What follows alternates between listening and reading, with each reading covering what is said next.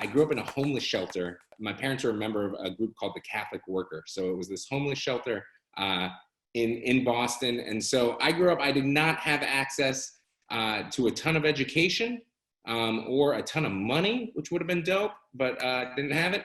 And but when I did grow up, my parents were very big on making sure I at least had books. So I grew up reading. I spent a lot of time at the Boston Public Library.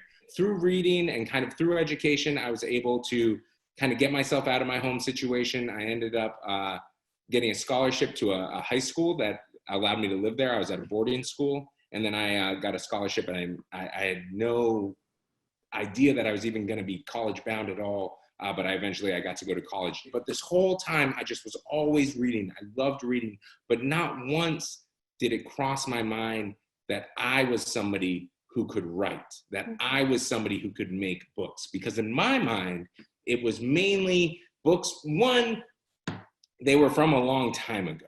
That's how it always felt to me. I was not, let's be honest, if I'm getting all these books, a lot of libraries or used book bins, there wasn't a lot of modern contemporary fiction that I was reading at the time. It was a lot of old, dead white guys, basically, is what I was reading a lot of. Two, I felt like everyone that, like a lot of the stuff that I read, it felt like it was written by these like rich and kind of perfect individuals. So it's almost like because they were writers, they got to live in ivory towers. They wrote perfect manuscripts.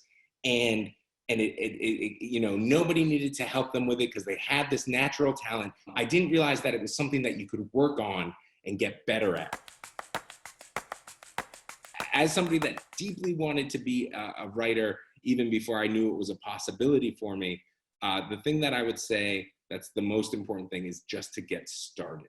You can really practice it like anything else, like shooting 100 free throws a day or shooting 100 three-pointers a day, or, you know, practicing how quickly you can run. You can truly work on your writing and it will get better. It won't feel like it. And there's a lot of let me tell you, there are some poems that I wrote in my teenage years that I hope never see the light of day.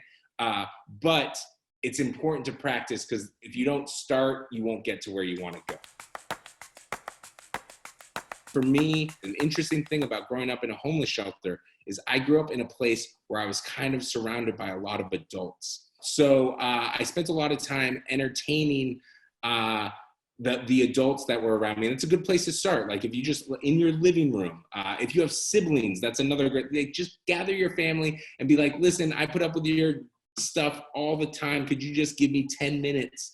And you could practice reading your writing there. There are many, many writers who are very, very shy, and some spend their whole life not getting over it. I believe Emily Dickinson is a name that jumps to mind, a wonderful poet, if you're not familiar, also out of the Northeast. You know, I don't think she liked to go to open mic nights. And I think, and that's okay. That is what I'm trying to say. At the end of the day, if your art is saying what you want it to say, there's absolutely nothing wrong for letting it stand on its own 2 feet. That said, it does help if you want people to read your work. It's a very good muscle to kind of exercise. Even if you exercise it and then decide, you know what, this isn't for me, just like any other skill set, it's a good thing, it's a good arrow to have in your quiver. If writing isn't coming easily to you, don't worry about it. Writing kind of almost never comes easily to me, even when we're not in a pandemic.